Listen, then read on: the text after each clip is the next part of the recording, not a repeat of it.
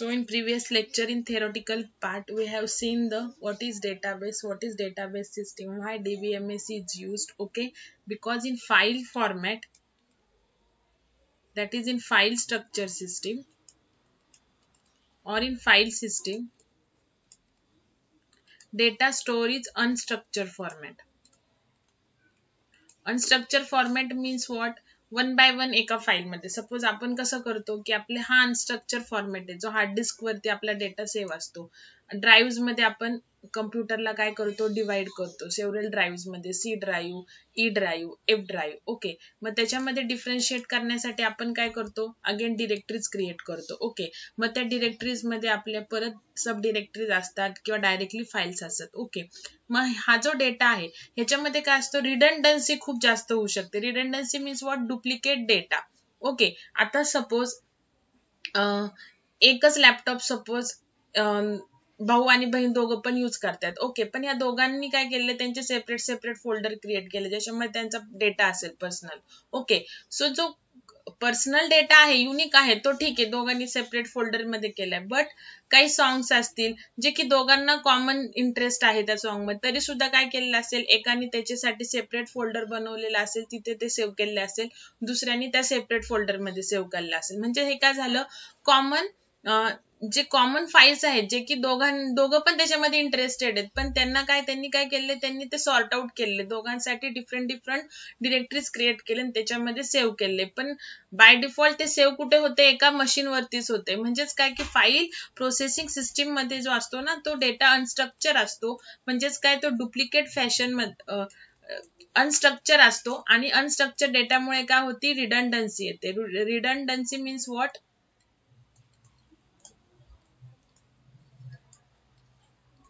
रिडंडन्सी means what, duplicate data. तसा जो आपला डेटाबेस मधला जो डेटा असतो किंवा जो आपण डेटाबेस क्रिएट करतो युजिंग डीबीएमएस आपण जो डेटाबेस ऑब्जेक्ट क्रिएट करतो किंवा आपण त्याला टेबल म्हणतो, जे टेबल क्रिएट करतो, तर त्याच्यामध्ये खूप सारे वेज आहेत ज्यांनी आपण डुप्लिकेट डेटा जो आहे तो अवॉइड करू शकतो. ओके, सो काल आपण साधं सिंपल एक क्रिएट टेबल केलं, त्याच्यामध्ये डेटा इन्सर्ट केला, तर तो डुप्लिकेट पण होत होता. बट तो डुप्लिकेट डेटा अवॉइड करण्यासाठी देर are many ways in DBMS and that ways are not available in file system. Okay, तर तिथे डुप्लिकेट डेटा हा मोर असतो. ओके, काल इथपर्यंत. अँड देन अजून आपण त्या फाईल सिस्टीम मधला डेटा हा अनस्ट्रक्चर आहे हे कसं म्हणू शकतो, बिकॉज बघा, टेबल फॉर्मॅट मध्ये आपण काल एक टेबल क्रिएट केला, त्याच्यामध्ये जो डेटा आहे त्या इच डेटाला आपण एक टाईप स्पेसिफाय केला की नेम जो आहे तो कॅर टाईपचा आहे, कॅरेक्टर व्हॅरकॅर टाईपचा, रोल नंबर जे आहे ते इंटीजर टाईपचा आहे. पण फाईल सिस्टीम मध्ये तसं काहीच नसतं. सपोज मला जो डेटाबेस स्टोअर करायचा आहे की 10 स्टुडंटच मला डिटेल्स फक्त सेव्ह करायचे आहेत, की त्या स्टुडंटचा नेम, देन फोन नंबर, जे की मला रिक्वायर्ड आहे. तर मी सिम्पली काय करणार, मग त्या केसमध्ये मला डीबीएस मध्ये फाईल डेटा स्टोअर करायची गरज नाही. मी काय करणार की मला माहिती की मला फक्त 10 स्टुडंटचं डिटेल्स पाहिजे, त्यांचे रोल नंबर, त्यांचे नेम, त्यांचा डेट ऑफ बर्थ, त्याच्यानंतर ऍड्रेस, फोन नंबर, तर हे डिटेल्स मला 10 स्टुडंटचे पाहिजेत. तर मी काय करणार, त्याच्यासाठी मला डीबीएमएस मध्ये टेबल करायची गरज नाही. बिकॉज काय की माझा जो डेटा मला स्टोअर करायचा आहे तो लिमिटेड आहे, फक्त 10 स्टुडंटचा. तर मी काय करू शकते की तिथे रोल नंबर टाकला, पुढे त्याचं नेम टाकलं, डेट ऑफ बर्थ टाकलं, ओके, देन फोन नंबर टाकला समथिंग, ओके, ऍड्रेस टाकला, देन एंटर केलं, सेकंड स्टुडंटचा रोल नंबर टाकला, नेम टाकलं, डेट ऑफ बर्थ टाकलं. तर माझा काय डेटा लिमिटेड आहे. मग त्या केसमध्ये मला डेटा डीबीएमएस यूज केलं पाहिजे, म्हणजे ओरॅकल, मायस्क्यूएल, तर ते नेसेसरी नाहीये. ओके, बट मग यामध्ये फाईल सिस्टीम मी यूज करू शकते, बिकॉज जो डेटा आहे ज्याचं हँडलिंग करायचं आहे, मग आता सर्चिंग, जर मला 10 स्टुडंटचा डेटा जर मी सेव्ह केलेला आहे तर मला तो सर्च करायला पण इझी आहे. त्याच्यासाठी मला वेगळं प्रोग्रामिंग लिहायची गरज नाहीये. ओके, त्याच्यानंतर डेटा एखादा स्टुडंट आहे 4 रोल नंबरचा, तर तो मला डेटा डिलीट करायचा, तर मी इझिली डिलीट करू शकते. त्याच्यासाठी मला डिलीट क्वेरीज किंवा डिलीट प्रोग्राम, जे एसक्यूएलचे आपण काल क्वेरीज बघितल्या, ते लिहायची गरज नाही. सो मी जर लिमिटेड डेटा असेल, ओके, सो तुम्ही फाईल सिस्टीम मध्ये करू शकते. ओके, आता अजून काय सांगितलं की हा अनस्ट्रक्चर्ड डेटा आहे, म्हणजे इथे मी फक्त जे सेव्ह केले की पहिला जो कॉलम आहे तो रोल नंबर आहे, दुसरा ऍड्रेस आहे, नेम आहे, नंतर डेट ऑफ बर्थ आहे, बट ह्याला कोणता टाइप स्पेसिफाय नाही केलेला. म्हणजे हा रोल नंबर येते, ह्याला मी कुठे इंटिजर मेन्शन नाही केलेलं, एबीसी येतं त्याला कुठे कॅरेक्टर मेन्शन नाही केलेलं. सो फाईल मधला जो डेटा आहे हा अनस्ट्रक्चर फॉर्मॅट मध्ये असतो. ओके, सो जर तुमचा डेटा लिमिटेड असेल तर त्याच्यासाठी तुम्ही डेटा जर लिमिटेड असेल, जसं मी तुम्हाला फॉर एक्झाम्पल एक्सप्लेन केलं, तर फाईल सिस्टीमचा यूज होऊ शकतो. ओके, बट जे डेटा हा एका फॉर एक्झाम्पल एका युनिव्हर्सिटीचा आहे, एका युनिव्हर्सिटीचा, for example Savitribai Phule Pune university आपण करू, तर ह्या युनिव्हर्सिटीचा जर डेटा आहे तर तो लिमिटेड नाहीये. ओके, सो तिथे फाईल सिस्टीमचा यूज होणार नाही. सो हा डेटा कंपल्सरी स्ट्रक्चर फॉर्मॅट मध्ये इन्सर्ट करणं, सेव्ह करणं, स्टोअर करणं नेसेसरी आहे. आणि डीबीएमएस मधला डेटा कोणत्या फॉर्मॅट मध्ये असतो? स्ट्रक्चर. हे मी तुम्हाला ऑलरेडी सांगितलेलं आहे.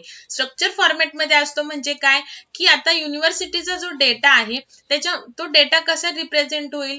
मोर दॅन वन टेबल लागेल, एकाच टेबल मध्ये होणार नाही. जसं मी तुम्हाला आता नोटपॅडचं एक्झाम्पल दिलं की मला फक्त सपोज 10 स्टुडंटचाच डेटा स्टोअर करायचा आहे, तर मी एक सिंपल नोटपॅड फाईल मध्ये 10 रोज केले आणि त्याच्यामध्ये व्हॅल्यूज एंटर केल्या. ओके, हे 10 रोज झाले, हे जे आहेत हे 10 रोज झाले. ओके, हा एक रो, हा एक रो, हा एक रो. ओके, बट युनिव्हर्सिटीचा जर डेटा आहे, फॉर एक्झाम्पल जसं आपण लिमिटेडचं एक एक्झाम्पल घेतलं, तसं युनिव्हर्सिटीचा जो डेटा आहे तर तो लिमिटेड नाहीये. ओके, त्याच्यामध्ये खूप सारे पुणे युनिव्हर्सिटी अंडर खूप सारे कॉलेजेस येतात. ओके, परत त्या कॉलेजेस मध्ये खूप सारे डिपार्टमेंट येतात, त्या डिपार्टमेंट मध्ये परत एन नंबर ऑफ स्टुडंट्स येतात. ओके, सो इच अँड एव्हरीथिंगचा जो डेटा आहे तो स्टोअर करावा लागतो. सो त्या केसमध्ये file system is not the feasible solution. Okay, because तिथे डेटा अनस्ट्रक्चर असतो. सो सर्चिंगला किंवा बाकीचे जे ऑपरेशन आहे, updation, delete, retrieval, access of the data, तर ते काय इझी जात नाही, बिकॉज डेटा हा अनस्ट्रक्चर फॉर्मॅट मध्ये असतो. ओके, मग स्ट्रक्चर फॉर्मॅट मध्ये का करायचा हा डेटा? बिकॉज हा जो डेटा आहे तर ह्याची जी साईज आहे ही खूप लार्ज आहे. तर पुणे युनिव्हर्सिटी जसं आपण का स्टुडंटचा एक टेबल केला, तसं युनिव्हर्सिटीच्या डेटाबेस मध्ये एकच टेबल नसणार आहे, मोर दॅन वन टेबल असणार आहे, मोर दॅन वन टेबल असणार आहे. बरोबर, मग मोर दॅन वन टेबल म्हणजे एखादा table number of colleges related इन्फॉर्मेशनचा असेल पुणे युनिव्हर्सिटी अंडर, म्हणजे कॉलेजेसचा कॉलेजचा एक टेबल असेल, म्हणजे कोणत्या कॉलेजचा आयडी, कॉलेज नेम, जसं आपण का स्टुडंटचं नेम केलं, देन त्या कॉलेजचा ऍड्रेस. ओके, त्याच्यानंतर पुन्हा डिपार्टमेंट, मग कोणते कोणते डिपार्टमेंट किंवा कोणत्या कोणत्या ब्रांचेस आहेत युनिव्हर्सिटीमध्ये, इंजिनिअरिंगच्या असे किंवा कम्प्युटर बीसीए कम्प्युटर ऍप्लिकेशनच्या, त्याच्यानंतर बीकॉम आहे, कॉमर्स आहे, तर त्याचा एक सेपरेट डेटा असेल. ओके, त्याच्यानंतर जे एम्प्लॉईज आहेत तर त्यांचा सेपरेट डेटा असेल, टेबल असेल. त्याच्यानंतर जो स्टुडंट आहे त्याचा टेबल असेल. त्याच्यानंतर इन्व्हेंटरी. ओके, तर इन्व्हेंटरी रिलेटेड जी इन्फॉर्मेशन आहे, डेटा आहे, तर तो युनिव्हर्सिटीचा जो इन्व्हेंटरी रिलेटेड डेटा आहे त्याच्यासाठी एक सेपरेट टेबल असेल. म्हणजेच काय, युनिव्हर्सिटीचा जो डेटाबेस आहे is compromised of many table. So त्या केसमध्ये आपण नोटपॅड मध्ये डेटा सेव्ह करून चालत नाही. सो आपल्याला टेबल फॉर्मॅट मध्येच डेटा सेव्ह करावा लागतो. आणि टेबल फॉर्मॅट मधला जो डेटा आहे ऑब्व्हियसली स्ट्रक्चर असतो, बिकॉज इच डेटाला आपल्याला एक काय द्यावं लागतं, एक टाईप स्पेसिफाय करावा लागतो. जसं आपण काल नेमला कॅरेक्टर दिलं, इंटिजर, रोल नंबरला इंटिजर दिलं, सेम त्याच वेनी. ओके, सो आपल्याकडे जर डेटा स्ट्रक्चर फॉर्मॅट मध्ये असेल तर आपल्याला तो इझिली रिट्रायवलला जातो, सर्चिंगला जातो. सपोज मला जर असे स्टुडंट डिस्प्ले करायचे आहे की ज्यांनी कम्प्युटर इंजिनिअरिंग सिलेक्टेड केलेलं आहे, सो डेटाला मी टाईप दिल्यामुळं, म्हणजे कम्प्युटर इंजिनिअरिंग ही ब्रांच आहे, सो त्या ब्रांचला मी ती ब्रांच सेव्ह करण्यासाठी स्टुडंटच्या टेबलमध्ये एक student roll number, student name आणि स्टुडंट ब्रांच, कोणत्या ब्रांच आहे त्याच्यासाठी मी व्हॅरकॅर दिलेला असेल. व्हॅरकॅर इज नथिंग बट स्ट्रिंग. मग मी स्ट्रिंग वरचे ऑपरेशन फंक्शन यूज करून, म्हणजे इक्वल, ओके, सो ते यूज करून मी कोणता डेटा रिट्राय करू शकते की ज्यांनी कम्प्युटर इंजिनिअरिंग घेतलेलं आहे, बिकॉज आपण त्याला काय केलेले, टाईप डिफाईन केले. सपोज मी रोल नंबर मार्क्सला मी इंटिजर देणार. ओके, सो मी असे स्टुडंट डिस्प्ले करू शकते की ज्यांचे मार्क्स ग्रेटर दॅन 75 आहेत, म्हणजे ज्यांना डिस्टिंक्शन मिळालेलं आहे. हे कशामुळे करू शकते मी? बिकॉज मी त्या डेटाला एक टाईप डिफाईन केलेला आहे. मी जर मार्क्सला नंबर डिफाईन करते, नंबर कशाला डिफाईन करते? मार्क्सला. तर मी ह्या मार्क्स वरती मी खूप सारे इंटिजर ऑपरेशन करू शकते, लेस दॅन, ग्रेटर दॅन, जे की आपण ऑलरेडी प्रिव्हियस लँग्वेजेस मध्ये बघितलेलं आहे. ओके, सो हे झालं सगळं डेटा की आपण फाईल सिस्टीम जे डिसएडव्हान्टेज आहे की त्याचे ड्रॉबॅक आहे ते ओव्हरकम करण्यासाठी आपण डीबीएमएस यूज करायचं, किंवा फाईल सिस्टीम यूज न करता डीबीएमएस का यूज करायचं? बिकॉज डेटा स्ट्रक्चर फॉर्मॅट मध्ये असतो आणि DBMS provides us queries, different queries, and using that queries आपल्याला जो डेटा आहे तो ऍक्सेस करणं, अपडेट करणं, सर्च करणं हे काय जातं? इझी जातं as compared to file system. Because file system मध्ये अशी कोणतीच लँग्वेज नाहीये किंवा कोणताच क्वेरी नाहीये की जेणे आपण डेटा काय करू शकतो? रिट्राईव्ह करू शकतो easily. Okay, because file system मध्ये जो डेटा सेव्ह असतो त्याला कोणताही टाईप नसतो, सो आपण त्याच्यावरती कोणतेही ऑपरेशन करू शकत नाही. ओके, तर हे झालं in general file system and the DBMS मधलं difference. Okay, now we will see the briefly the drawbacks of the file system.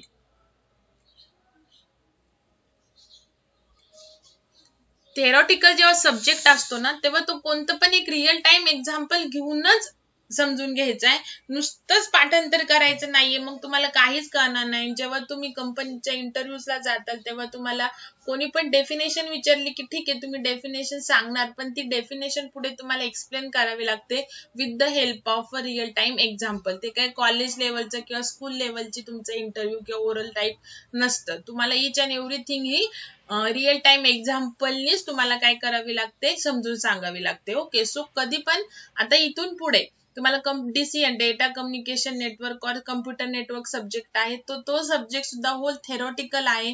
So त्याच्यानंतर ऑपरेटिंग सिस्टीम आहे, ते जरी थेरी असेल तरी तो लॉजिकल सब्जेक्ट आहे. OS and computer network also. So तुम्ही त्याचं प्रॉपर स्टडी करा. Okay, with real time examples घेऊनच, तरच तुम्हाला कळणार आहे. नाहीतर तुमचा जो ऑपरेटिंग सिस्टीम सब्जेक्ट आहे तर तुम्ही नुसतंच वाचणार. ऑपरेटिंग सिस्टीम तर काय तुम्हाला दिसतच नाही ना, ती डेटा ऍब्स्ट्रॅक्शन आहे ऑपरेटिंग सिस्टीम. आता इथे व्हाईट बोर्ड सुरू आहे माझ्या लॅपटॉप वरती. ओके, सो व्हाईट बोर्ड कशामुळे सुरू आहे? बिकॉज बॅकएंडला ऑपरेटिंग सिस्टीम वर्क करते म्हणून तो व्हाईट बोर्ड डिस्प्ले झालाय मला. ओके, त्याच्यानंतर व्हिडिओ रेकॉर्डिंग सुरू आहे. तर हे प्रोग्राम कसं काय रनेबल मोड मध्ये आहे बॅकएंडला? बिकॉज ऑपरेटिंग सिस्टीमचा कर्नल त्याला रन करतोय. सो ऑपरेटिंग सिस्टीम ही व्हर्च्युअल आहे, आपल्याला दिसत नाहीये. सो तरी सुद्धा आपल्याला ती ऑपरेटिंग सिस्टीम मागे आहे हे समजून घेऊन आपल्याला ऑपरेटिंग सिस्टीम जो सब्जेक्ट आहे त्याच्यात इच अँड एव्हरी कन्सेप्ट तुम्हाला समजून घ्यावे लागतात, तरच ऑपरेटिंग सिस्टीम सब्जेक्ट काय ते कळणार आहे. अदरवाईज तुम्हाला काहीच कळणार नाही. तर सेम तसंच आरडीबीएमएस सुद्धा जो थेरॉटिकल पार्ट आहे तो सुद्धा रिअल टाइम एक्झाम्पल घेऊन जेव्हा तुम्ही अंडरस्टँड करणार तेव्हाच प्रॉपर तुम्हाला डोक्यात बसेल. अदरवाईज मग तुम्हाला नुसतंच मग लर्न करायचं, वाचायचं, दोनदा तीनदा पाठ करायचं आणि मग ते एक्झाम मध्ये लिहायचं. मग त्यात फक्त तुम्हाला मार्क्स पडणार, पण जे नॉलेज असतं ते मिळणार नाही. ओके, सो नेक्स्ट आहे बघा, आता आपण मी जे तुम्हाला ब्रीफ इंट्रोडक्शन दिलं फाईल सिस्टीम आणि डीबीएमएस चं, सो त्याच्यावरून आपण एकदा ड्रॉबॅक्स ऑफ फाईल सिस्टीम तुम्हाला एक्झामला विचारतील. What are the drawbacks of file system? Okay, so first आहे डेटा रिडंडन्सी, जे की मी तुम्हाला ऑलरेडी एक्सप्लेन केलं. रिडंडन्सी मीन्स काय की जेव्हा आपण फाईल सिस्टीम किंवा आता इथेच बघा की आपण इथे काय असू शकतं बघा, आता माझा जो डेटा आहे तो सीई आणि एफ ड्राईव्ह मध्ये काय आहे? डिवाइड झालेला आहे. तरी सुद्धा काही फाईल अशा असतील की ज्या एफ वरती पण असतील प्रेझेंट, ई वरती पण असेल, म्हणजे तो ऑर्गनाइज स्ट्रक्चर नसतो. किंवा मी जर कॉपी ई मध्ये जर मी कॉपी करत असेल तर ठीक आहे, मला मेसेज येतो की ऑलरेडी प्रेझेंट आहे, do you want to replace or something. पण मी इथली फाईल जर मी एफ वरती कॉपी करतेय, ई मधली फाईल, तर मला मेसेज नाही येत. म्हणजेच काय की आता ई वरचं जे फोल्डर आहे ऍप, जर मी हे कॉपी करून इथं ई वरती जर पेस्ट करते तर मला मेसेज येईल. Okay, continue.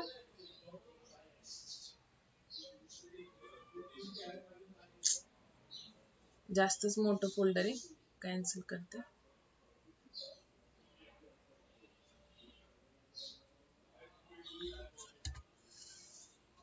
मग आता कॉपी केलं हे फोल्डर OS, इथेच पेस्ट केलं.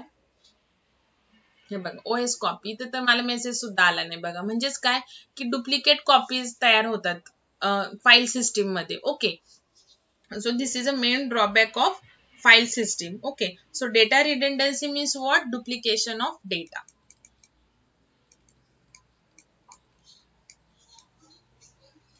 Okay, आता suppose let's say we are managing the data of college. Okay, suppose आपण कॉलेज मधला एक डेटा आहे तो मॅनेज करतोय for example.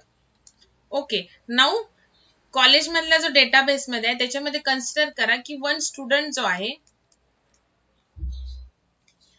is enrolled for 2 courses.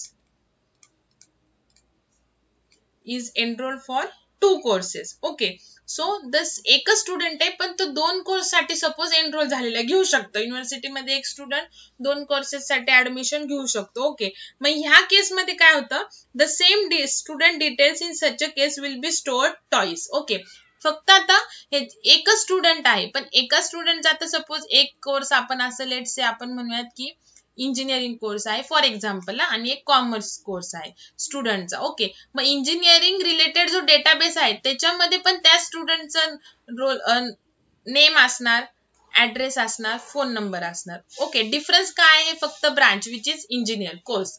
त्याच्यानंतर कॉमर्स साइडचा जो डेटाबेस आहे तिथे पण सेम स्टुडंटचं नेम, ऍड्रेस आणि फोन नंबर असणार. म्हणजे हा जो डेटा आहे की स्टुडंटला युनिक काय आहे, name, address, phone number, name, address, phone number हे दोन्ही कोर्सच्या डेटाबेस मध्ये असणार. Okay, so this is a duplicate data. So हा जो डेटा आहे असाच्या असा डुप्लिकेट डेटा जर आपण कॉलेजचा डेटाबेस जर फाईल स्ट्रक्चरनी फाईल सिस्टीमनी केला तर ह्या टाईप, म्हणजे हे एक एक्झाम्पल सांगितलं, हे एकच एक्झाम्पल, असे खूप सारे एक्झाम्पल असतात की ज्यांनी डेटा काय होऊ शकतो, रिडंडंट स्टोअर होऊ शकतो. ओके, नाउ नेक्स्ट आहे बघा, next data inconsistency.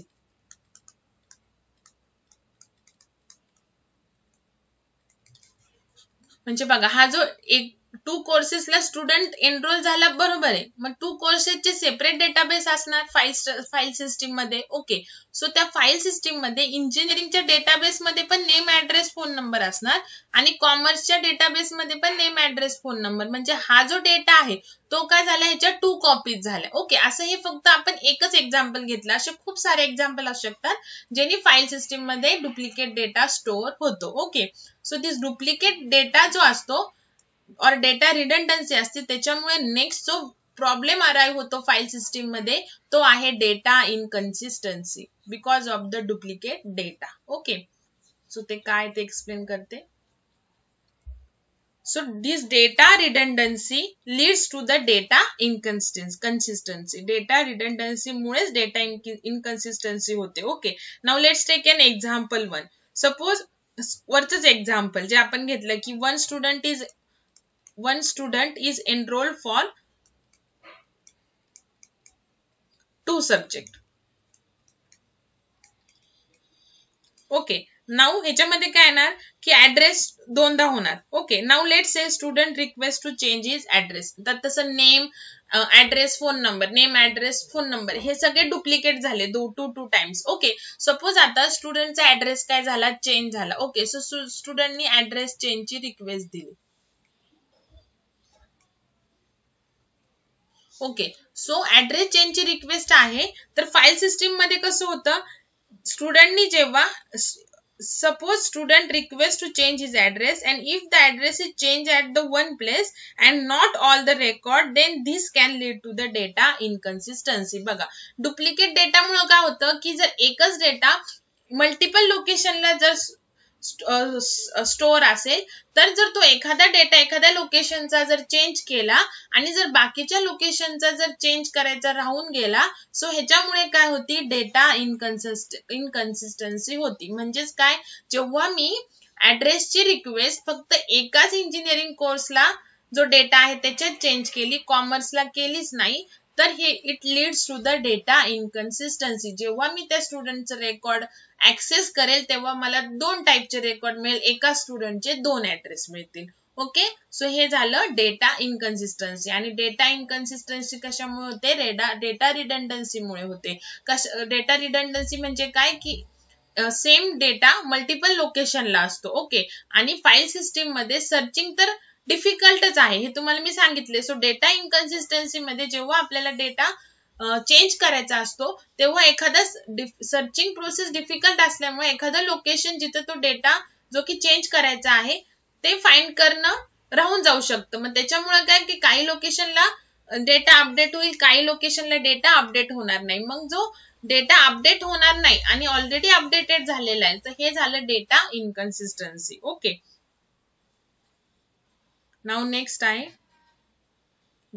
Next disadvantage of or drawback of a file system is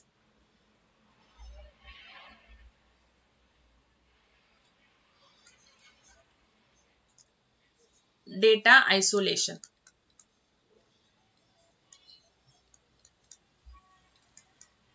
okay, now data isolation means what. आता बघा, फाईल सिस्टीम मध्ये मी तुम्हाला सांगितलं की आपण सीडीई ड्राईव्ह असतात. ओके, त्याच्यानंतर त्या ड्राईव्ह मध्ये परत डिरेक्टरीज असतात, त्या डिरेक्टरीज मध्ये परत सब डिरेक्टरीज असतात. म्हणजेच काय, डेटा इन फाईल सिस्टीम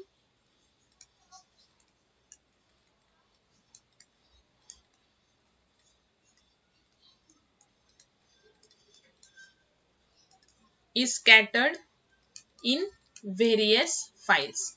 म्हणजे जो डेटा असतो फाईल सिस्टीम मध्ये तो डिफरंट फाईल मध्ये स्कॅटर झालेला असतो, म्हणजे विभागलेला असतो. ओके, स्प्रेड झालेला असतो. ओके, सो आणि त्या ज्या फाईल्स आहेत त्या डिफरंट फॉर्मॅट व्हेरियस फाईल्स मध्ये डेटा स्प्रेड झालेला असतो. बट दॅट फाईल्स पण काय असू शकतात, डिफरंट फॉर्मॅटच्या पण असू शकतात. म्हणजे काही फाईल .txt असतील डिफरंट फॉर्मॅट, काही फाईल .txt असतील, काही .ppt पॉवर पॉइंट फाईल असतील, काही docx डॉक्युमेंट फाईल असतील, काही ऑडिओ फाईल असतील, काही ऑडिओ व्हिडिओ फाईल्स असतील. ओके, सो जो डेटा आहे तो व्हेरियस फाईल्स मध्ये स्प्रेड झालेला असतो फाईल सिस्टीम मध्ये. आणि प्लस त्या फाईल काय असू शकतात, डिफरंट टाईपच्या असू शकतात. ओके, सो त्या फाईल मधून डेटा रिट्राईव्ह करण्यासाठी फाईल फॉर्मॅट हे डिफरंट टाईपचे असतात. त्याच्यामुळे त्या फाईल मधून डेटा रिट्राईव्ह करण्यासाठी ईच फाईल फॉर्मॅट साठी आपल्याला different application program write down करावा लागतो.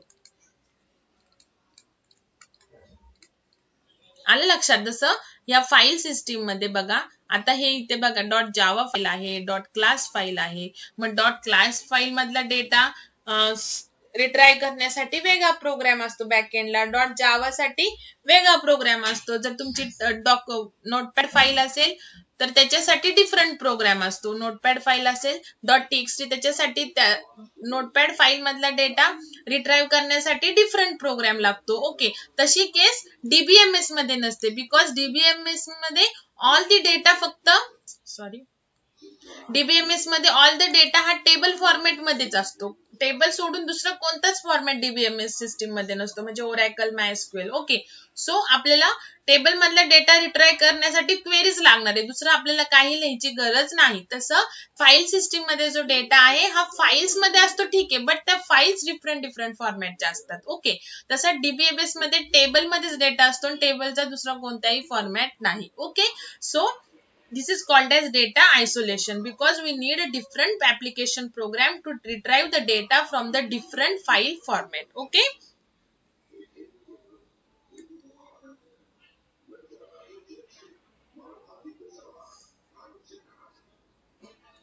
त्याच्यानंतर next drawback.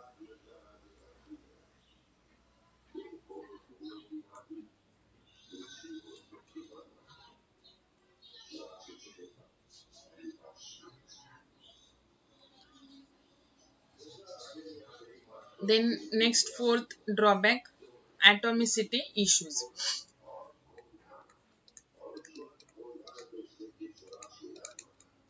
Atomicity issues. Okay, now first what is mean by atomicity ते explain करते. I will give one example. So atomicity of a transaction म्हणजे operation कोणतं पण related to the data. Okay, so transaction refers to all or nothing. बघा आता, atomicity of a transaction or any operation related to data. Okay, refers to all or nothing, which means that either all the operations in a transaction executes or none. All or nothing चे meaning काय? Either all operations in a transaction executes or none. So this is all and nothing. Okay, all or nothing. और एक तर सगळे operation transaction मधले झाले पाहिजे किंवा कोणताच नाही. आता ह्याच्यासाठी फॉर एक्झाम्पल बघा, let's say suppose A transfer 100 rupees to B's account. Okay, for example बघा, आता एक बँक रिलेटेड एक्झाम्पल घेऊ. Let's say A transfers 100 rupees to B's account. Okay. So this transaction consists of multiple operation. आता multiple operation कसे की A मधून काय होणार आहे बघा, multiple operation कसं, डेबिट फ्रॉम A's अकाउंट, ए मधून डेबिट होणार आणि क्रेडिट कुठे होणार, B's अकाउंटला. ओके, सो दोन ऑपरेशन झाले बघा. ए ला जर बी ला 100 रुपीज ट्रान्सफर करायचे असेल तर ए च्या अकाउंट मधून डेबिट होणार 100 रुपीज आणि बी च्या अकाउंट मध्ये क्रेडिट होणार 100 रुपीज. ओके, म्हणजेच काय, आता ह्याच्यामध्ये ऑल ऑपरेशन म्हणजे काय, डेबिट अँड क्रेडिट, आणि नन म्हणजे काय, कोणतंच नाही, तर डेबिट पण होणार नाही आणि क्रेडिट पण होणार नाही. ओके, सो हे झाले एक एक्झाम्पल. ओके, नाउ आता बघा, like any other device computer system can fail. Okay, आता हे ट्रान्सफर करताना कधी आपण गुगल पे वरून, फोन पे वरून बघा ट्रान्सफर करतो, तर कधी कधी काय होतं की मध्येच रेंज जाते किंवा जो बँकचा सर्व्हर आहे त्याचा रिस्पॉन्स स्लो असतो. ओके, तर हे मेनी प्रॉब्लेम्स येतात ट्रान्सफरची रिक्वेस्ट दिल्यानंतर. Okay, so like any other device computer system सुद्धा फेल होऊ शकते. Okay, suppose we say that it fails after first operation. Okay, suppose आपण म्हणतोय की ए 100 रुपीज डेबिटची रिक्वेस्ट दिली, म्हणजेच बघा, आता आपण जनरली गुगल पे वरून जेव्हा ट्रान्सफर करतो तेव्हा आपण पहिल्यांदा कोणाला ट्रान्सफर करायचं आहे, रिसिपियंट, म्हणजे आता इथे बी आहे. ओके, त्याचा रोल, त्याचा फोन नंबर वगैरे टाकणार. ओके, त्याच्यानंतर आपण 100 अमाउंट टाकणार. ओके, आणि देन सेंड करणार. सेंड केल्यानंतर आपण UPI ID टाकतो. ओके, तो UPI ID टाकल्यानंतरच आपल्या अकाउंट मधून डेबिट होतं. म्हणजेच काय, UPI ID टाकला आणि आपण एंटर दाबलं की आपल्या लगेच मेसेज येतो 100 रुपीज आपले डेबिट झालेत. ओके, नाउ डेबिट झालेत पण ते क्रेडिट होण्याच्या आधी जी आपली सिस्टीम आहे ती फेल झाली फॉर एक्झाम्पल, किंवा आपली मध्येच रेंज गेली असं कन्सिडर करा मोबाईलची. ओके, सो काय झालं की ए च्या अकाउंट मधून 100 रुपीज गेले, बट ते क्रेडिट नाही झाले बी च्या अकाउंट मध्ये, बिकॉज जी रेंज आहे मोबाईलची, कम्प्युटरची सिस्टीम म्हणजे आता मोबाईल सुद्धा एक डिव्हाइस झालं, त्याच्यामध्ये ऑपरेटिंग सिस्टीम आहे अँड्रॉइड, तो आपण त्याला सिस्टीम म्हणू शकतो. सो रेंज झाली. सो ह्या केसमध्ये रोलबॅक ऑपरेशन होतं. बघा काय रोलबॅक ऑपरेशन होतं की सुरुवातीला आपल्याला मेसेज येतो 100 रुपीजचा. ओके, आणि नंतर क्रेडिटच्या वेळेस जेव्हा सिस्टीम फेल होते तेव्हा रोलबॅक ऑपरेशन होतं. रोलबॅक ऑपरेशन होतं म्हणजे काय की जे 100 डेबिट झालेले 100 रुपीज आहेत ते परत क्रेडिट होतात ए च्या अकाउंट मध्ये. ह्याचा अर्थ काय की डेबिट पण होत नाही आणि क्रेडिट पण होत नाही. म्हणजेच काय की ए ला परत त्याचे 100 रुपीज मिळाले आणि बी ला तर क्रेडिट पण नाही झाले. ओके, म्हणजेच काय, ए ला परत 100 मिळाले म्हणजेच ए चे डेबिट नाही झाले आणि बी चे क्रेडिट नाही झाले. सुरुवातीला डेबिट झालेलं. ओके, सो त्याच्यानंतर 100 रुपीज फेल झाले. मग आता ॲटॉमिसिटी इश्यू काय आहे की एकतर ऑल केलं पाहिजे किंवा काहीच नाही, एकच कोणतं तरी केलं नाही पाहिजे. आता बघा, जर एच्या तर फाईल सिस्टीम मध्ये काय होतं, एकच कोणतं तरी ऑपरेशन होतं, म्हणजे सम ऑपरेशन, ऑल ऑर नथिंग. आता इथं दोन आहेत पण मोर दॅन 2 ऑपरेशन्स पण असू शकतात. ओके, सो फाईल सिस्टीम मध्ये काय होतं की असं कोणताच वे नाही की परत रोलबॅक ऑपरेशन करता येईल. सो जर ए मधून जर डेबिट गेले आणि काही जर सिस्टीमला जर प्रॉब्लेम आला तर बी ला क्रेडिट तर होणार नाही, पण ए चे डेबिट झालेले पण त्याला परत मिळणार नाही. सो हा इश्यू होता फाईल सिस्टीम मध्ये, म्हणजेच त्याला म्हणतात ऑटोमॅसिटी इश्यू, आणि तो अवॉइड केलेला आहे आपल्या डेटाबेस मध्ये, DBMS मध्ये. ओके, सो इथे काय होतं, ऑल म्हणजे डेबिट आणि क्रेडिट, जर ऑल ऑपरेशन झाले, डेबिट पण झालं क्रेडिट पण झालं तर ओके, बट एकच कोणतं तरी झालं तर रोलबॅक करून त्याला नन करून टाकायचं. म्हणजेच काय की जी डेबिट झालेली अमाऊंट होती ती परत जो सेंटर आहे त्याच्या अकाउंट मध्ये ट्रान्सफर करायची. सो डेबिट पण झालं नाही आणि क्रेडिट पण झालं नाही. जर झाले तर सगळे व्हायला पाहिजे, नाहीतर मग काहीच व्हायला नाही पाहिजे. So these are the automaticity issue जे की फाईल सिस्टीम सपोर्ट करत नाहीत. ओके, सो नेक्स्ट आहे, एकदम तुम्हाला सिंपल एक्झाम्पलनी मी एक्सप्लेन करते बघा.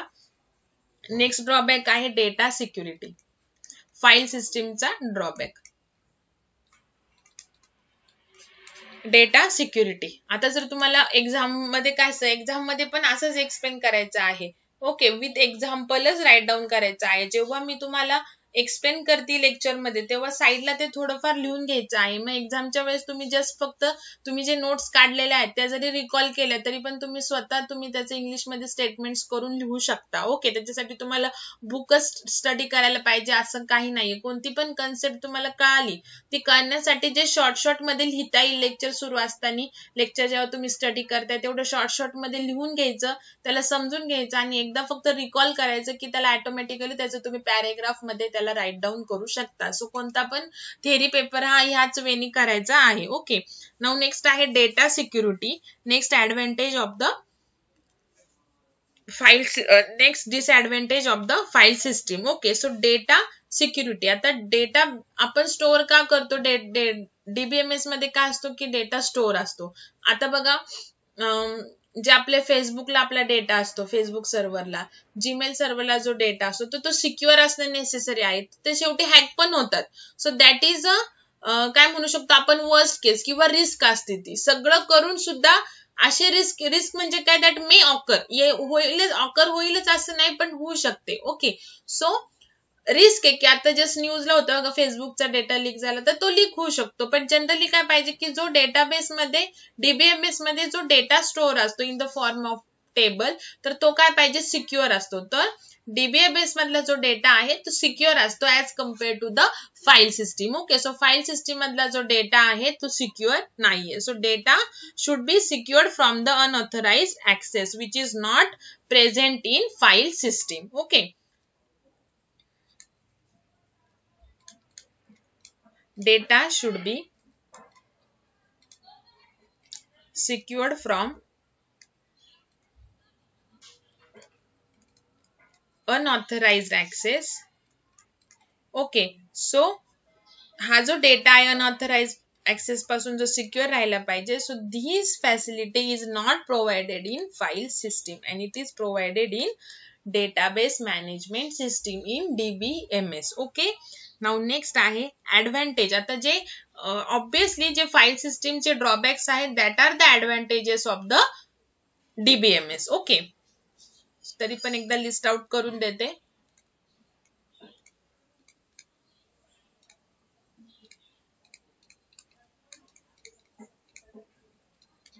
सो फर्स्ट, जे की आपण डेटा रिडंडन्सी ड्रॉबॅक होतं, तर इथे नो रिडंडंट डेटा. आपण प्रायमरी की वगैरे आता अप्लाय करणार आहे पुढे, त्यावेळेस तुम्हाला कळेल की डुप्लिकेट डेटा जर अलाउ करायचा नसेल then there are many features in SQL sequel language ज्याचा यूज करून आपण डुप्लिकेट डेटा अवॉइड करू शकतो. That facility is not provided in file system. So drawback आहे फाईल सिस्टीमचा रिडंडन्सी आणि ह्याचा no redundant data. Then data inconsistency is the drawback of file system and data consistency is a drawback is a advantage of a DBMS. म्हणजेच काय, data inconsistency काय होतं की जो डेटा डुप्लिकेट सेव्ह झालेला आहे मल्टिपल लोकेशनला, तर तो चेंज होताना ऑल लोकेशनला चेंज नाही होत. सो आपण डेटा इनकन्सिस्टन्सी म्हणतो. बट इथे तो प्रॉब्लेमच येणार नाही बिकॉज सेव्ह करतानाच आपण डुप्लिकेट डेटा सेव्ह नाही करणार आहे. सो डेटा इनकन्सिस्टन्सीचा प्रॉब्लेमच येणार नाही. सो जर डुप्लिकेट डेटा सेव्हच होणार नाहीये, सो चेंज करताना एकाच लोकेशनचा डेटा काय करावा लागेल, फक्त चेंज करावा लागेल. So data is consistency. Data consistency is provided in DBMS. Okay, now data security. So data is table मधला जो डेटा आहे तो सिक्युअर असतो फ्रॉम द अनऑथराइज्ड ऍक्सेस. आपल्याला सुरुवातीला बघा पासवर्ड वगैरे विचारतात. सो आपल्याकडे जर सिस्टीमचा पासवर्ड असेल then only we can access the data store in the form of tables. Okay, then आपल्याकडे पासवर्ड असेल तर आपण इझिली डेटा फक्त काय करू शकतो, इझी ऍक्सेस टू डेटा, फक्त क्वेरीज फायर करून आपण डेटा काय करू शकतो, इझिली ऍक्सेस करू शकतो. बट आता ह्याच्यामध्ये जर माझ्या एवढे सारे फोल्डर आहे आणि एखादी फाईल जर कुठे मिसिंग झाली तर मला ती सर्च करणं खूप डिफिकल्ट आहे, ऍक्सेस करणं खूप डिफिकल्ट आहे. ओके, आणि तेच इझी आपल्याला जस्ट आपण सिलेक्ट कमांड टाकली, सिलेक्ट क्वेरी, तर आपल्याला इझिली आपल्याला डेटा काय ऍक्सेस होतो. ओके, त्याच्यानंतर इझी रिकव्हरी. आता तुम्हाला रिकव्हरी वगैरे नाहीये डेटाबेसचं, पण डेटाबेस जरी पूर्ण सर्व्हर जरी तुमचा क्रॅश झाला तरी सुद्धा देर आर मेनी रिकव्हरी सॉफ्टवेअर ज्यांनी तो सर्व्हर मधला डेटा आपण परत ऍक्सेस करू शकतो. ओके, तर हे झाले advantages of DBMS. Okay,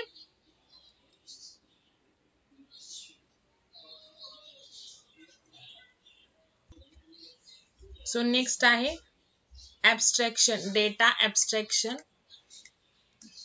so आपला आय थिंक 1 hour आपला आज थेरी मध्ये जाईल, बिकॉज फर्स्ट चॅप्टर पण कम्प्लीट करणं नेसेसरी आहे, बिकॉज तुम्हाला टेस्टला असेल. ओके, सो आणि थेरी मी जस्ट तुम्हाला रीड करून नाही दाखवत, मला ती एक्सप्लेनच करावी लागते. सो त्याच्यासाठी मला खूप टाइम लागतो एका पॉइंट साठी. ओके, सो आपण मग नेक्स्ट उद्याच्या लेक्चरला काय करूयात, फक्त क्वेरीज घेईल मी. ठीक आहे, सो आज आपला अजून एक पॉइंट व्हायला पाहिजे. So data abstraction and 3 levels of data ऍब्स्ट्रॅक्शन.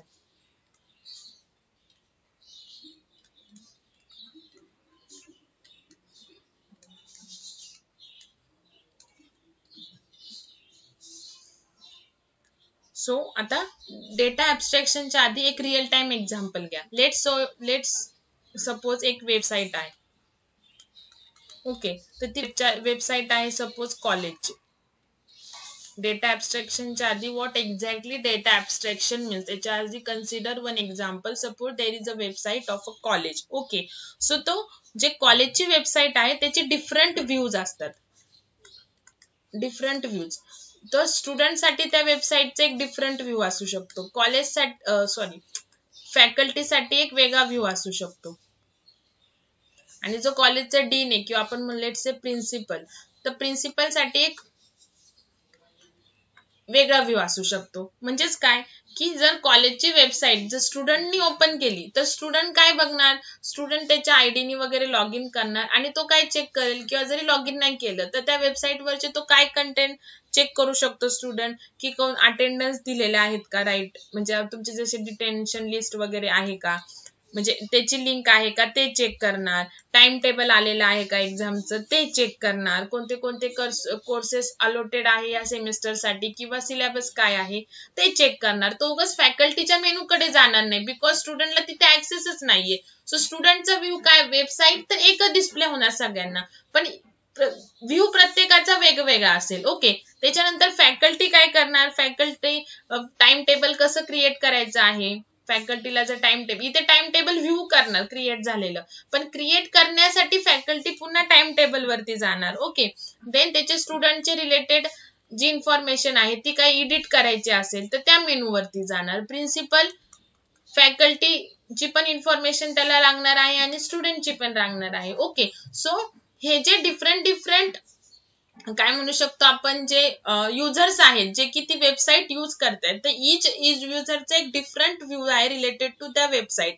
मग तो स्टुडंट काय करेल की त्याला जेवढं रिक्वायर्ड आहे तेवढाच फक्त तो व्ह्यू करणार, बाकीचं व्ह्यू करणार नाही. म्हणजे अननेसेसरी जो स्टफ आहे त्याला जो युजर आहे किंवा स्टुडंट आहे तो त्याच्यावरती ट्रॅव्हर्सच करणार नाही, क्लिकच करणार नाही. Same for faculty also. Okay, फॅकल्टीला जे इम्पॉर्टंट आहे, नेसेसरी आहे तोच तो व्ह्यू करणार, जे अननेसेसरी स्टफ आहे त्याच्यावरती सर्व करणार नाही, सर्फिंग इंटरनेट सर्व करणार नाही. Okay, so what is mean that की जो डेटा हिडन असतो आपल्यापासून, ओके, तर त्याला काय म्हणतात, data abstraction. Okay, data abstraction means what, we see only that much amount of data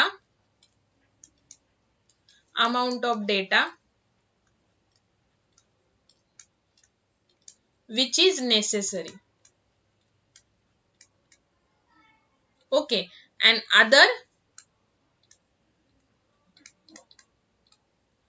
other data is hidden. Okay, for us. आपल्यासाठी जरी तो वेबसाईट वरती अवेलेबल असेल तरी पण तो हिडनच आहे, बिकॉज आपल्याला त्याची रिक्वायरमेंट नाहीये तर आपण तिथे जाणारच नाही. ओके, सो आपण काय बघणार, जो नेसेसरी आहे तोच, आणि जो अननेसेसरी आहे तो हिडन असणार आहे. सो त्यात hidden data is called as data abstraction. Okay, आता त्याचं अजून एक एक्झाम्पल द्यायचं झालं तर बघा की अजून एक एक्झाम्पल द्यायचं झालं तर बघा, सपोज आपण एखादा ईमेल ऍक्सेस केला.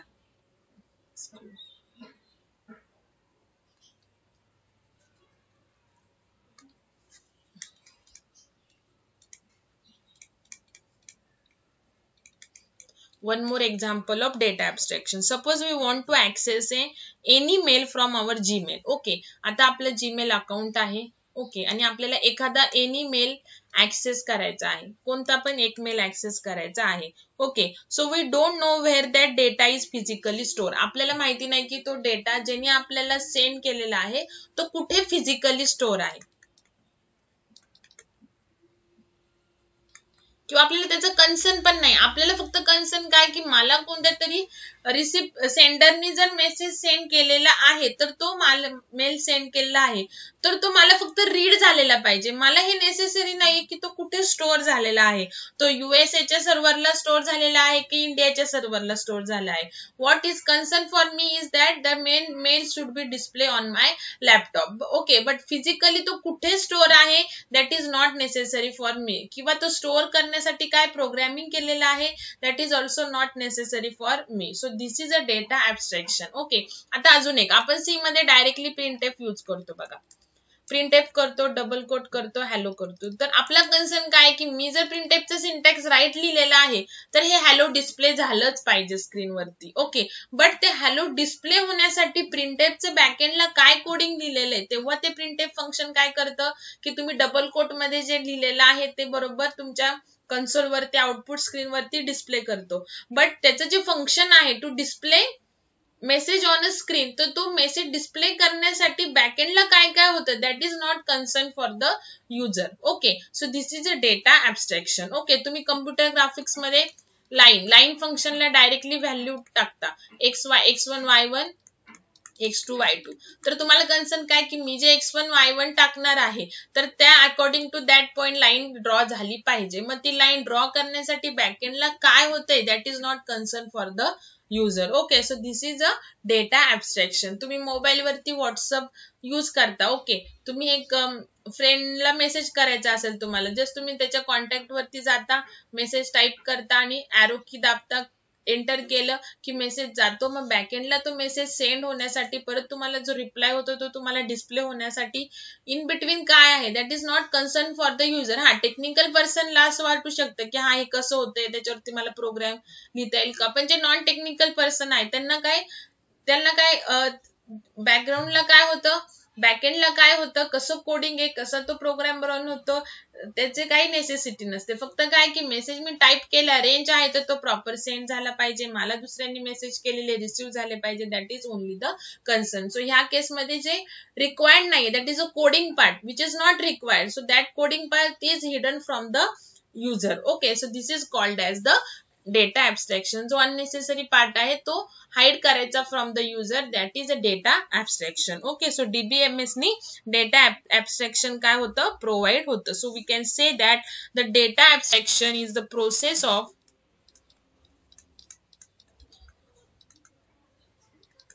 hiding irrelevant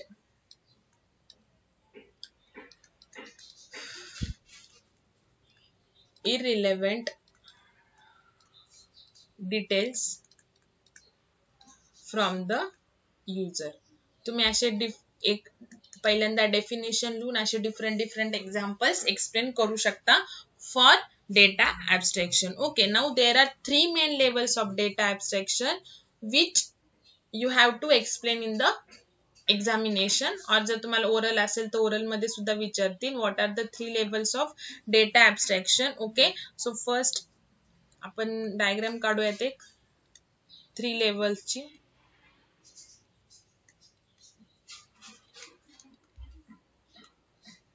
जस्ट मी तुम्हाला एक्सप्लेन केलं की एक जरी ऍप्लिकेशन प्रोग्राम असेल, लेट्स से की आपण एक वेबसाईट म्हटली तर त्याला डिफरंट डिफरंट व्ह्यूज आहेत. जसं स्टुडंटचा एक व्ह्यू, जसे युजर्स असणार, ज्या टाईपचे युजर्स त्या टाईपचे काय असणार आहेत, व्ह्यूज असणार आहेत. म्हणून मी तुम्हाला ते फर्स्ट एक्झाम्पल दिलं.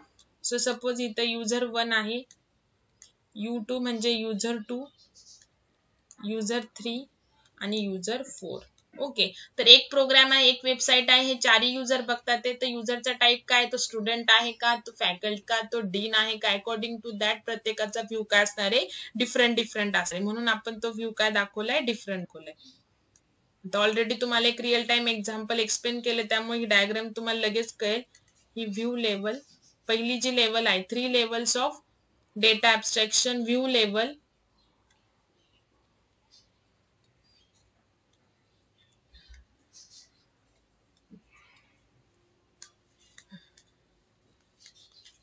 कन्सेप्च्युअल लेवल, त्याच लेवलला म्हणतात लॉजिकल लेवल,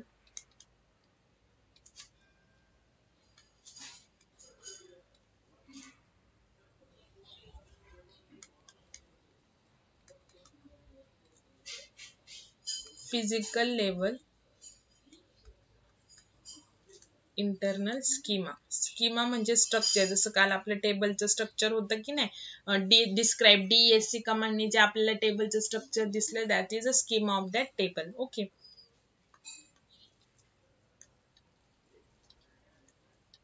एरोज रिव्हर्स आहेत बघा, बिकॉज आपण ज्या वेबसाईटला सपोज ब्राउझर मध्ये मी टाकलं abc.com, ओके, सो त्या पर्टिक्युलर डेटाबेस मध्ये म्हणजे जो सर्व्हर आहे, जसं ओरॅकल हा सर्व्हर आहे की नाही, मग ज्या सर्व्हर कडे जाणार ना पहिले तुमचा, मग तिथल्या हा आता इथे आहे ना असा आयकॉन आहे. ओके, सो दिस आयकॉन मीन्स डेटाबेस, लक्षात ठेवायचं कधी पण, डेटाबेस. ओके, सो त्या डेटाबेस मध्ये जिथे ती वेबसाईटचा प्रोग्राम आहे तिथून तो रिट्राईव्ह होऊन मग तो युजरला डिस्प्ले होईल, असं येते, म्हणजे रिव्हर्स जाणार आहे.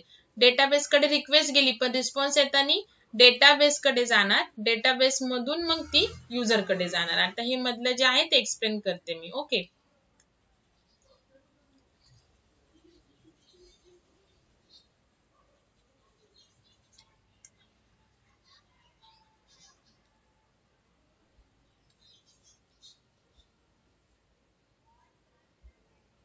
सो बघा, व्ह्यू लेवललाच एक्सटर्नल लेवल पण म्हणतात, view level or external level. Okay, so this level tells the application about how the data should be shown to the user. Okay, just मी तुम्हाला सांगितलं की स्टुडंटला कोणता डेटा फक्त डिस्प्ले झालेला पाहिजे, की टाइम टेबल इन्फॉर्मेशन, त्याच्यानंतर त्यांच्या अटेंडन्स रिलेटेड इन्फॉर्मेशन, कोणते सब्जेक्ट अलॉट झालेले त्याच्या रिलेटेड इन्फॉर्मेशन, त्याच्यानंतर टेस्ट कधी आहे, कोणते कोणते सब्जेक्ट वगैरे अलॉट झालेले, हे ह्या रिलेटेड जो व्ह्यू इन्फॉर्मेशन आहे ती स्टुडंटला रिक्वायर्ड आहे. Okay, so how the data should be shown to the user, की स्टुडंटनी जर ऍक्सेस दिलेला आहे त्या वेबसाईटला तर स्टुडंटला स्टुडंटचा रिक्वायरमेंटचाच डेटा डिस्प्ले झाला पाहिजे. जर टीचरनी किंवा फॅकल्टीनी जर त्या पर्टिक्युलर वेबसाईटला लॉग इन झालेला आहे तर त्याला त्या फॅकल्टी रिलेटेडच डेटा दिसलेला पाहिजे, म्हणजे फॅकल्टी काय काय डेटावरती ऑपरेट करू शकतं. Okay, according to that. Okay, so view level म्हणजे काय, एक्सटर्नल लेवल म्हणजे ऍक्च्युअली काय डिस्प्ले होणार आहे युजरला, that is concern in that level. Okay, so for example बघा, if we have a log in ID and password in a university system. University system आहे आणि आपल्याकडे काय काय आहे, लॉग इन ID आहे, पासवर्ड आहे. Okay, so then as a student काय काय log in ID password student कडे पण असेल, फॅकल्टी कडे पण असेल. ओके, मग ऍज अ स्टुडंटला लॉग इन ID आणि पासवर्डनी लॉग इन केल्यानंतर त्यांनी काय काय त्याला व्ह्यू पाहिजे, की त्याला तो त्याचे मार्क्स बघू शकतो, अटेंडन्स बघू शकतो, फी स्ट्रक्चर बघू शकतो, एक्सेट्रा. ओके, बट जेव्हा फॅकल्टी युनिव्हर्सिटीची लॉग इन करेल तेव्हा त्याला काय काय ऑप्शन असू शकतात, त्याचे सॅलरी स्ट्रक्चर बघू शकतो, स्टुडंटचे मार्क्स एडिट करू शकतो. ओके, तर हे काय झालं की स्टुडंट आणि फॅकल्टीला डिफरंट डिफरंट व्ह्यू. ओके, तर स्टुडंट जेव्हा लॉग इन करतोय तेव्हा त्याला टीचरची सॅलरी नाही डिस्प्ले झाली पाहिजे. So how the data should be display to the user, this is all in a view level or the external level. मग तो युजर कोणत्या टाईपचा आहे, according to that type the data is display on the user screen. Okay, आलं लक्षात? ठीक आहे, एकदम इझी वेने तुम्हाला एक्सप्लेन केले बघा. सो ह्याच्यामुळे काय होतं की सिक्युरिटी जी असते ती डेटाला प्रोव्हाइड होते. म्हणजे जर स्टुडंटला, जसं टीचर काय करू शकतं की स्टुडंटचे मार्क्स अटेंडन्स एडिट करू शकतं. मग जर ते स्टुडंटला पण जर ती फॅसिलिटी अवेलेबल झाली तर मग काय होईल, सिक्युरिटीचं पूर्ण कन्सर्न होऊन जाईल तिथे. म्हणजेच काय की डिफरंट व्ह्यू दिल्यामुळे इच युजरला जी सिक्युरिटी असते ती प्रोव्हाइड होते. ओके, नाउ नेक्स्ट जे आहे ती कन्सेप्च्युअल लेवल और you can say logical level. Okay, now this level tells that how the data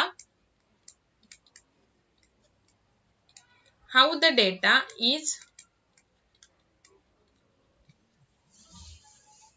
actually stored and structured. इथे काय, how the data should be display to user. युजरला data कसा display होतोय. मग युजरला त्याच्याशी कन्सर्न नसतो की म्हणजे स्टुडंटला कन्सर्न नाही की स्टुडंटला टाइम टेबल डिस्प्ले झालं, फी स्ट्रक्चर डिस्प्ले झालं, कोणते कोणते सब्जेक्ट अलोटेड आहे ते डिस्प्ले झालं. पण म्हणजे स्टुडंटला रिक्वायरमेंट काय की त्यांनी जर लॉग इन केलं की त्याला जी इन्फॉर्मेशन रिक्वायर्ड आहे ती डिस्प्ले झाली पाहिजे. त्याला तो कन्सर्न नाहीये की ते डेटा, मग ती इन्फॉर्मेशन डिस्प्ले करण्यासाठी डेटा कुठे सेव्ह आहे. ओके, सो ते व्ह्यू लेवल मध्ये येत नाही.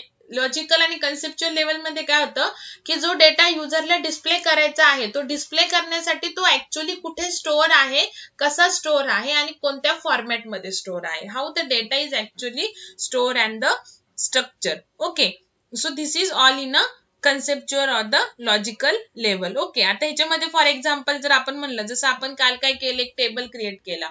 ओके, तर टेबल आपण कसं क्रिएट केलं की how the data is store, म्हणजे जो स्टुडंटचा डेटा आहे तर तो कसा स्टोअर आहे. तर स्टुडंटचं नेम जे आहे ते व्हॅरकॅर मध्ये आहे, स्टुडंटचे मार्क्स आहेत ते फ्लोट मध्ये आहेत, नंबर मध्ये आहे, स्टुडंटचा एनरोलमेंट नंबर पण नंबर फॉर्मॅट मध्ये आहे, ऍड्रेस आहे व्हॅरकॅर फॉर्मॅट मध्ये आहे. So this is how the data is store. आपण टेबल एक क्रिएट केलं ना स्टुडंटचा, मग त्या स्टुडंटच्या टेबलमध्ये आपण डेटा टाकला, मग तो डेटा कसा स्टोअर आहे, कोणत्या फॉर्मॅट मध्ये स्टोअर आहे. So that is all the concern in a logical or the conceptual level. म्हणजे आपल्याला काय की ऍक्च्युअल आपण जे बोलतो ना blue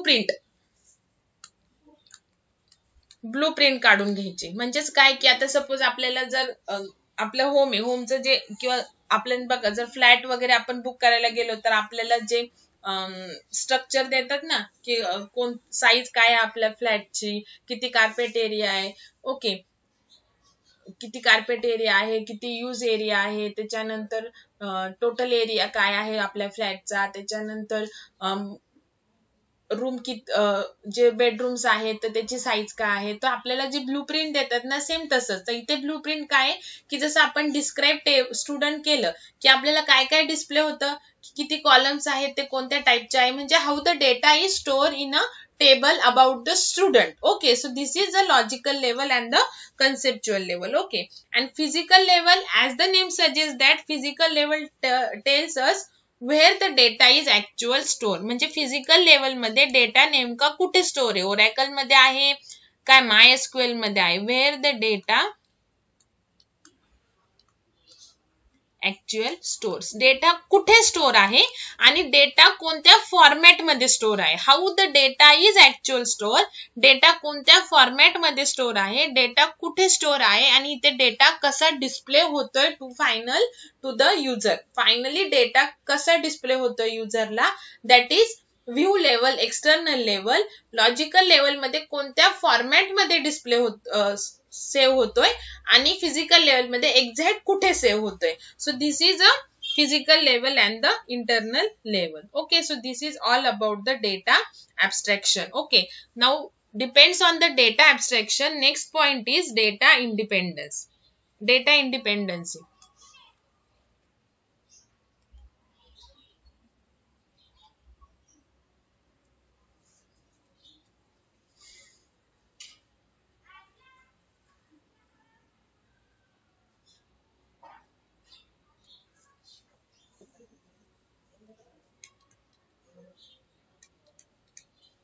depends on the data abstraction or three levels of data abstraction. Data independency is a next point. म्हणजेच काय, जर आपण डेटा चेंज करत असेल तर कोणत्या एखाद्या लेवल मध्ये, सपोज आपण फिजिकल लेवल मध्ये जर डेटा चेंज करतोय तर त्याचा अफेक्ट अदर लेवल्सला नाही झाला पाहिजे, म्हणजे लॉजिकल किंवा व्ह्यू लेवलला किंवा कोणत्या पण लेवलला जर आपण चेंज करतोय तर त्याचा जो इम्पॅक्ट आहे किंवा अफेक्ट जो आहे तो दुसऱ्या लेवल्सला झाला नाही पाहिजे. So that is a data independency. Okay, so आता before starting the data independency or what is the data independency, the main purpose of the three levels of abstraction.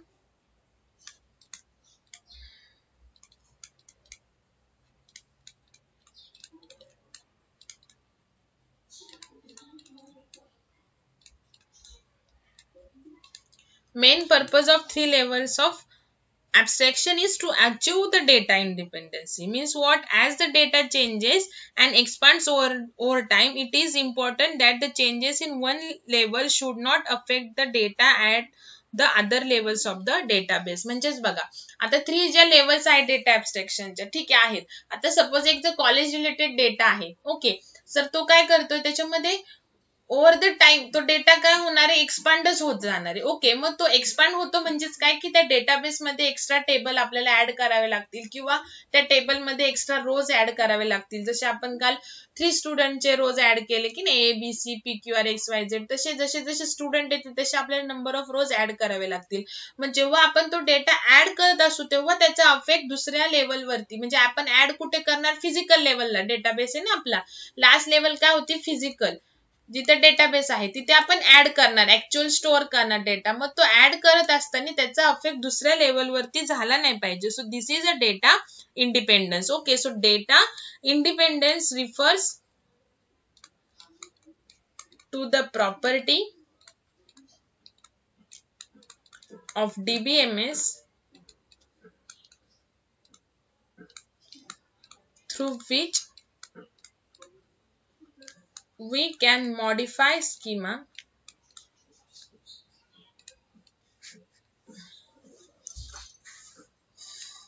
at any level without changing or affecting other level. Okay, म्हणजेच बघा, आपण जर schema म्हणजे तुम्हाला सांगितलं टेबलचं structure, okay, जर ते आपण मॉडिफाय करत असेल तर ते मॉडिफाय करताना दुसऱ्या कोणत्याच लेवलला अफेक्ट झालं नाही पाहिजे. So this is a data independency. Okay, so just आपण लेवल्स ऑफ ॲब्स्ट्रॅक्शन बघितल्याच आहेत. पहिली आहे तुमची व्ह्यू और एक्सटर्नल लेवल, देन आहे कन्सेप्च्युअल और लॉजिकल लेवल, अँड थर्ड आहे एक्सटर्नल लेवल और the physical level. Okay, so data dependency is divided into the two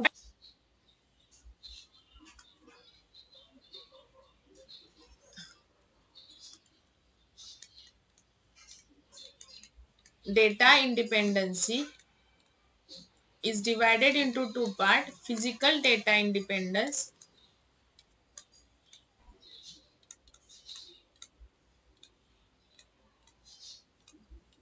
and logical data independence.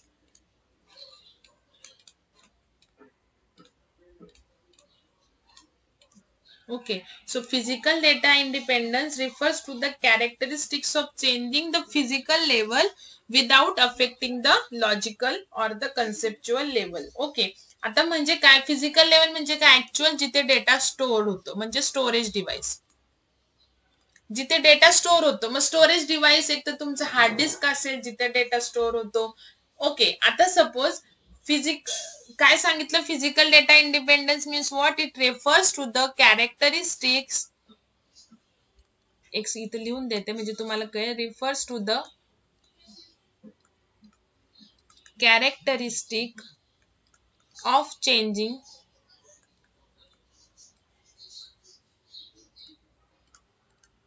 physical level without affecting logical level. आता याच्यामध्ये बघा logical आणि फिजिकलच आहे. View लेवलचा concern येत नाही बिकॉज ते युजरला फायनली डिस्प्ले होणारच आहे. ओके. आता physical data independence it refers to the characteristics of changing the physical level without affecting the logical level.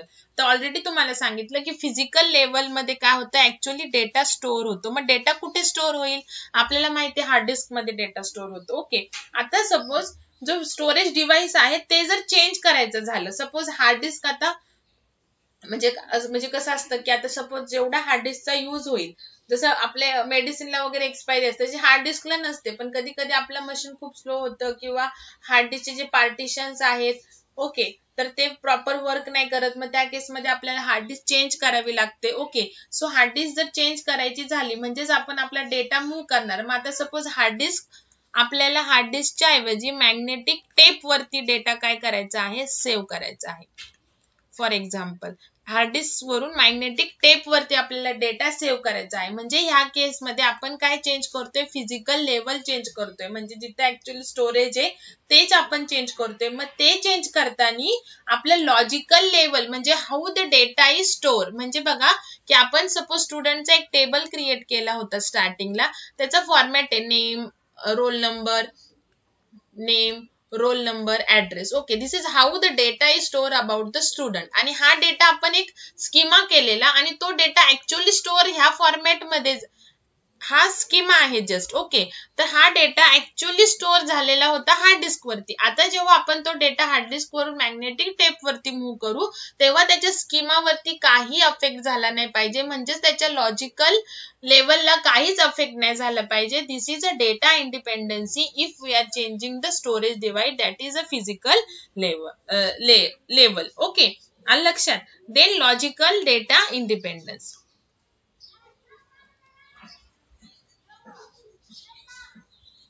Physical device बघा ना, तर फिजिकल डिव्हाइस म्हणजे काय की जे आपण बघू शकतो, टच करू शकतो. मग हार्ड डिस्कला आपण टच करू शकतो. मग हार्ड डिस्क वरचा डेटा जो की स्टोअर केलेला आहे कोणत्या फॉर्मॅट मध्ये, जे की लॉजिकल लेवलला आपण डिसाइड केलेला होता की हा फॉर्मॅट आहे, how the data is store. आणि तो डेटा आपण where the data is store, तर तो फिजिकल लेवलला हार्ड डिस्क मध्ये स्टोअर होता. आता आपल्याला हार्ड डिस्क कडून तो डेटा दुसरीकडे कुठे जर सेव्ह करायचा असेल तर त्याचा इफेक्ट तो आपण सेव्ह करणार आहे. ठीक आहे, मॅग्नेटिक टेप वरती सेव्ह केला, पण तो सेव्ह करताना जो लॉजिकल लेवलला जो त्याचा स्कीमा डिसाइड केला होता, that is how the data is store, तर तो अफेक्ट नाही झाला पाहिजे. ऍज इट इज जसं आपण लॉजिकल लेवलला जसं डिसाइड केलेलं त्याच वे मध्ये डेटा स्टोअर होणार मॅग्नेटिक टेप मध्ये सुद्धा. Okay. Now logical data independence means what, it refers to the characteristics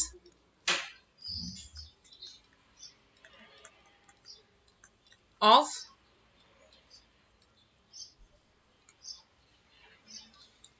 changing the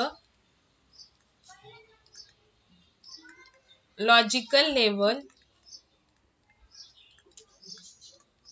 without affecting